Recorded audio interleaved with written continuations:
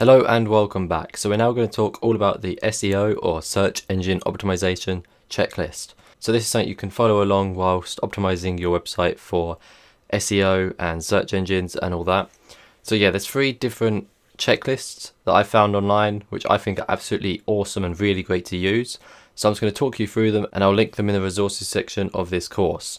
So first of all, we have Search Engine Journal by Neil Patel. He has done on the 23rd of May 2016 SEO checklist for website owners.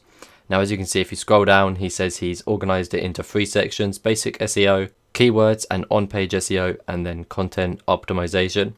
As you can see, we've got the basic SEO checklist, which goes down quite far. And then, as you can see, we just go down and then we have on-page SEO.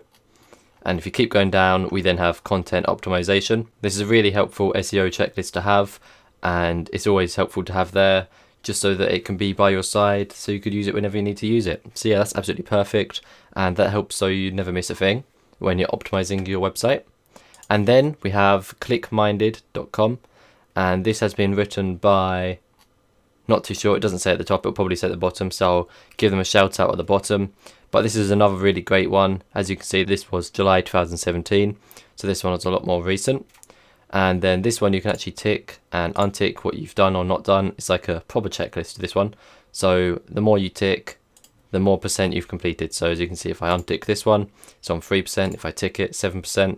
And if I keep scrolling down and ticking them, as you can see, the percent I've completed goes up and up and up. So that is absolutely awesome. Here we go. They're saying using WordPress, install the free version of Yoast SEO.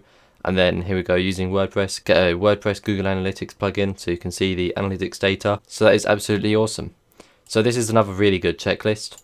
And then finally, we have one more, which is by localseochecklist.org. And this is more of a local SEO checklist. So if you're a local business and you want local people to find your business online, this is another great thing to use. This is a great checklist. And this is a lot better. Well, I love the way this one's laid out. It looks really good and modern. And once again, if you tick ones you've done like so, it shows that you've completed more at the top. There's a bar that goes along the top, this green bar here. And as you can see, the more I tick, the more the bar is covered in green. So that is absolutely awesome. It's got really simple little items on this checklist.